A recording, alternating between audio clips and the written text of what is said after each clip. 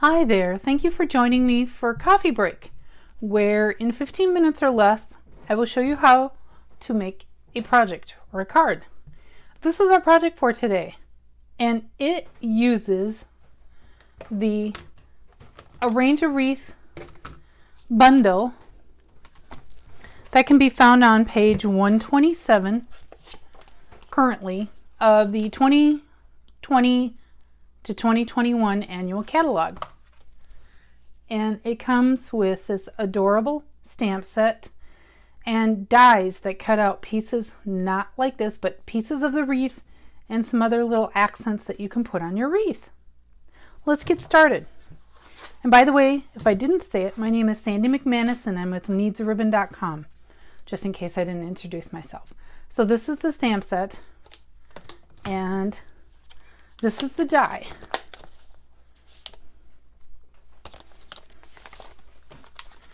And it cuts out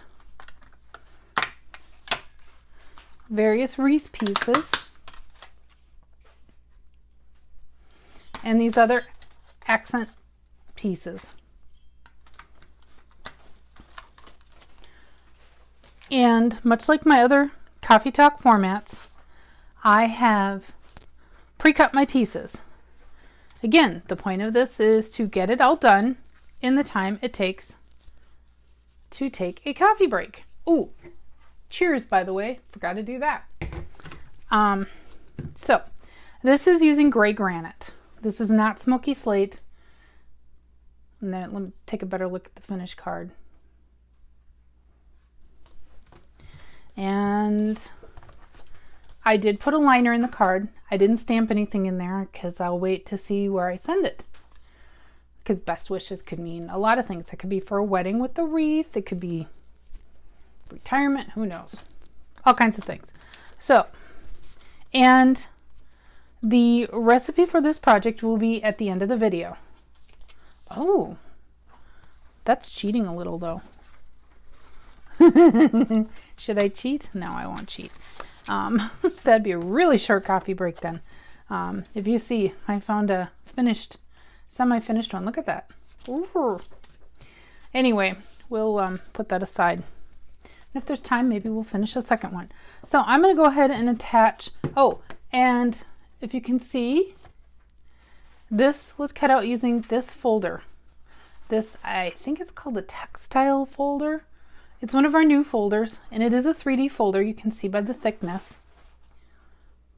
And it has this great, like, rough fabric texture to it. It's not quite burlap, but it's just a really fun texture. Okay, well, let's get started before our coffee break is over. So we're going to attach this, and again, I oriented this card to the portrait, so it opens toward the fold is on the top. I can't remember my thinking when I designed the card, why I did that. Again, I flip around and there are reasons why I do. And personally, I designed this card quite a while ago, so I'm not entirely sure what my thought process was on that. So let's attach our liner.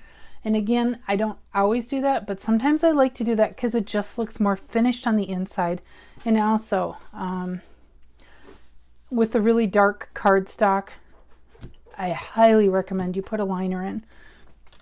So I've got one extra piece of that. Okay, so next I need to bring my card back in so I can see what I'm doing. This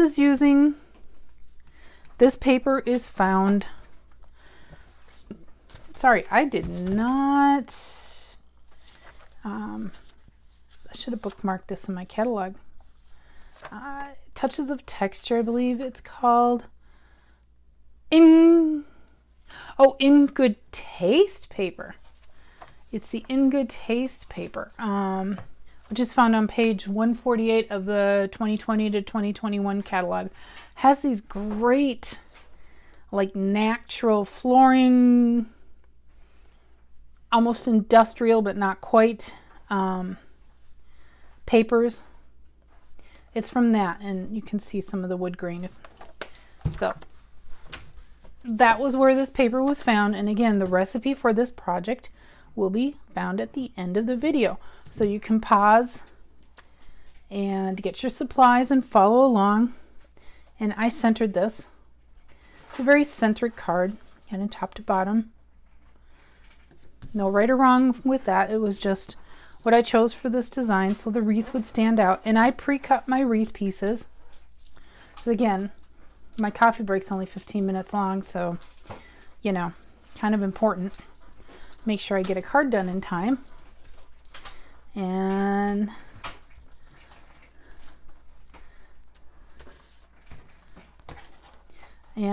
I cut out these little, someone said they're poinsettia elements. I'm not really sure. They're just kind of a jolly round flower to me, but I suppose if you were to layer them and make them red, they'd be kind of a poinsettia colored or poinsettia look. I just like them. That's why I chose them. Punch out the little holes, make a mess. And to attach these, I put, this one is in early espresso. So I'm going to attach that with some glue dots. And I have both of the pieces running, I guess it would be counterclockwise. That seems to be the way the die cuts it out. There is, when you die cut, sometimes there is kind of a front and back.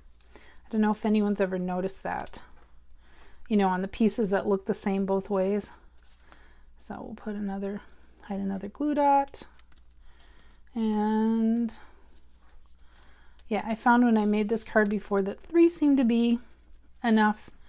And with all that's going on, it's pretty easy to hide those glue dots. So there we go. That's our first layer. And yeah, I found that the leaves that kind of rest as part of the circle, those are a really good place to hide the glue dots on the it's mossy meadow piece. Whoops. Not break our wreath. And we'll put a third one there.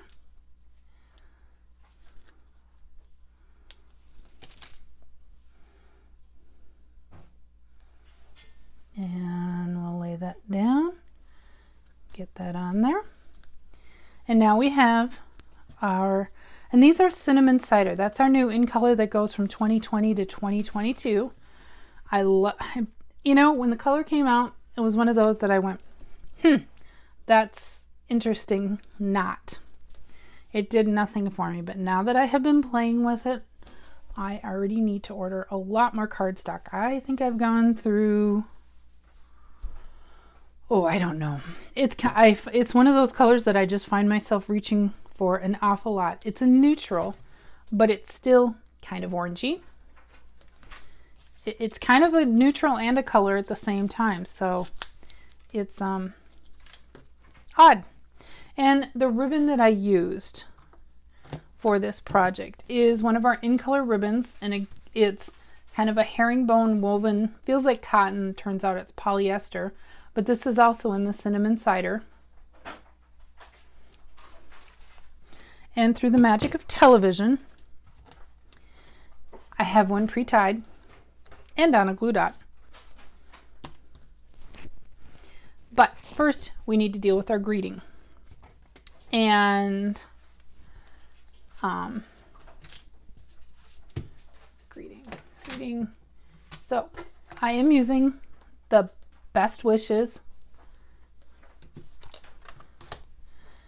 and we'll pretend like we really did this, because I forgot to bring over a piece of paper to do our greeting.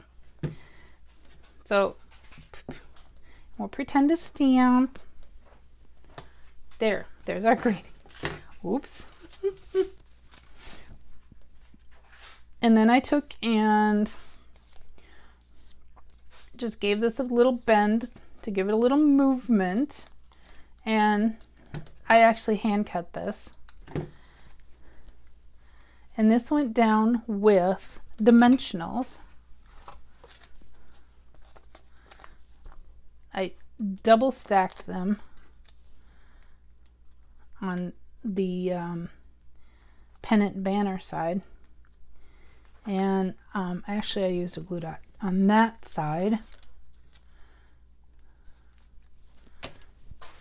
Just kind of tuck that in there. Give it a little bend so it gets a little dimension, not too much that it's not mailable. And we'll finish with our ribbon that we took forever to tie, right? Wink, wink. And there you have it. A card using the Arrange a Wreath stamp set and